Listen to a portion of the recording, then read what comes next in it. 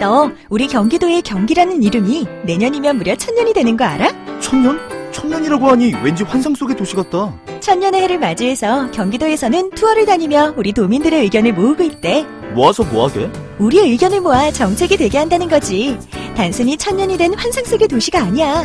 우리의 상상이 현실로 구현되는 곳이야. 대한민국의 심장 경기도. 고려시대부터 불린 경기라는 이름은 어느새 1000년이 되었습니다. 1000년 동안 대한민국의 심장으로 뛰어온 만큼 경기도민의 목소리를 모아 미래 비전을 만들어가겠습니다. 이 캠페인은 경기도와 경기문화재단이 함께합니다. 이태권 실장 어서 오십시오. 네, 안녕하세요. 이틀 전 이명박 전 대통령의 입장 발표, 그리고 어제 문재인 대통령의 입장 발표. 오늘은 이제 각 정당들이 이어받고 있죠. 그게 이른바 보스들이 이렇게 하니까 그 다음에 쭉 따라서 나가는 형국이죠. 예. 민주당은 이제 문 대통령 지원 사격하면서 이제 분노를 금치 못한다 맹공하고 있습니다.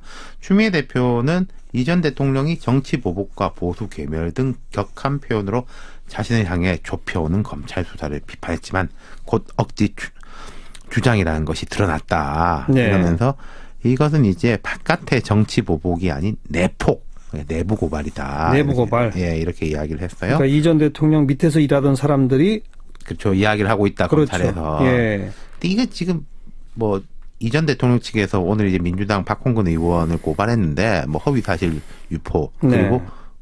그쪽에서 이야기한 건 이런 거예요. 검찰에서 이야기한 거 어떻게 여당 의원들이 속속들이 그렇게 잘 아냐. 옛날에는 우리 보고 비사실 공표라고 하지 않았냐. 이런 반격을 가하고 있는 거죠. 예. 그리고 이제 우원식 원내대표를 포함해서 오늘 민주당 최고위원 회의가 있었는데 그럼 보통 쭉 돌아가면 한마디씩 하지 않습니까? 공개 발언. 단 한 사람도 빠지지 않고 이제 이전 대통령을 이제 비판했습니다. 네. 한국당 어제 이제 홍준표 대표가 문 대통령이 노무현 전 대통령 비서실장 같은 말을 하는 것은 부적절하다. 이렇게 이제 꼬았고 김성태 원내대표는 대통령이 분노를 금할 수 없다. 인내할 수 없다고 말한 순간 이미 한풀이 보복 수사의 굴레를 벗어날 수 없게 됐다. 이랬어요. 네. 그러니까 엊그제 이명박 전 대통령, 어제 문재인 대통령, 앞으로 이제 정당의 이런 공방, 이건 뻔히 예상할 수가 있는 일이잖아요. 그렇죠. 특히 이제 이전 대통령 그럴 겁니다. 이 정치적 갈등의 프레임, 진보와 보수의 프레임, 이제 보복의 프레임 이런 식으로 가져가는 게 애초에 목표였을 거예요. 목표였겠죠. 예. 민주당이 이제 이건 진보와 보수의 프레임이 아니다라고 강조를 하지만은 이렇게 치고받는 과정에서 이전 대통령이 사실은 조금 바랬던 쪽으로 흘러가는 거라고도 볼 수가 있는 거죠. 바로 그렇기 때문에 청와대도 문 대통령의 입장 표명이 굳이 필요한가 상당히 고민했다고 했었는데 어쨌든 이제 형국은 여기까지 왔는데 네. 앞으로 그럼 어떻게 될까요? 두 가지를 볼 수 있을 겁니다. 이전 대통령 측이 여러 사람이 그런 말 하는 거지 않습니까? 우리도 아는 거 많다. 예. 노 전 대통령 시절에 대해 가지고. 그렇죠. 개띠해, 개싸움 이런 식으로까지 이야기하면서 폭로 이런 식으로 운을 띄우는데요. 예. 저희가 현실화되기 어렵다고 봐요. 어렵죠. 예. 과거 사례를 보면요. 우리가 생각해 볼 때 가장 강력한 전임 대통령이라면 아무래도 노태우 대통령 시절에 전두환 전 대통령 아니겠습니까? 그렇죠. 그때 50청산 이런 이야기 나올 때 우리가 아는 게 얼마 많은데 6.29가 어쩌고 쭉 이런 이야기 나오다가 그냥 조용히 백담사로 갔어요. 예. 김영삼 전 대통령 때 이제 전노 이제 역사 바로 세우기 구속 이럴 때 노태우 전 대통령 측에서도 우리가 대선 자금이 어쩌고 저쩌고 하다가 그냥 이제 쇠고랑 차가지고 재판장에 섰지 않습니까? 그렇죠. 과거에도 그런데 지금은 이건 현실적인 그렇죠. 이야기죠. 정두원 의원이 그런 말 하더라고요.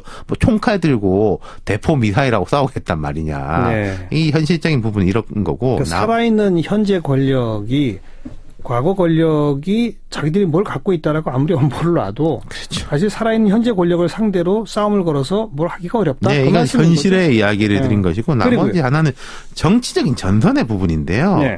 이 약간 복잡한데 우리가 지금 짚어봤듯이 이명박 전 대통령 측의 의도가 먹혀 들어가는 면은 있는 것 같아요. 하지만 이게 당장 효과가 클 것이냐.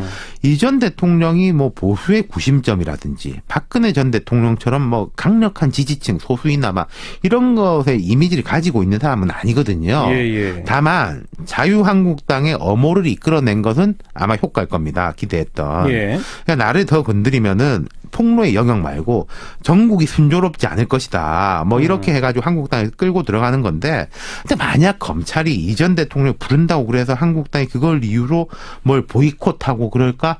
저는 그럴 가능성이 낮다고 봐요. 예. 지렛대가 강하지 않을 거란 거죠. 그렇죠. 하지만 또 이런 효과는 분명히 있을 겁니다.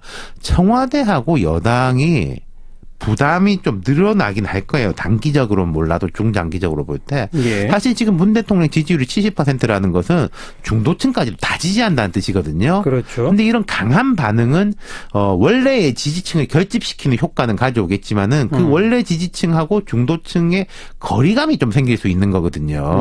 그런 부분에서는 여권 입장에서도 이게 꼭 뭐 정치적으로 좋지만은 않다 이런 점이 있겠죠. 네, 아마 그건 또 이제 이명박 전 대통령에 대한 뭐 예컨대 검찰 수사 같은 게 된다면 국정원 특활비 관련해서 어떤 내용으로 일단 혐의가 밝혀지는지. 그렇죠. 그리고 이 장기전일 겁니다. 재판까지. 그다음 이제 다스 관련해서도 지금 워낙 다스 관련해서 국민들 관심이 많으니까 거기서 야 이건 좀 해도 너무했다 싶은 생각이 국민들 사이에 퍼진다면. 중도층이 글로 갈 수가 없고. 그렇죠. 그러나 이건 조금 억울하네 이런 생각이 들게끔 만들어야 되는데 지금 이명박 전 대통령이 그렇게 억울한 이미지로 국민들한테 보여지진 않잖아요. 그렇죠. 이게 문제인 거죠. 맞습니다. 네, 수고하셨습니다. 감사합니다. 윤태권 실장이었습니다.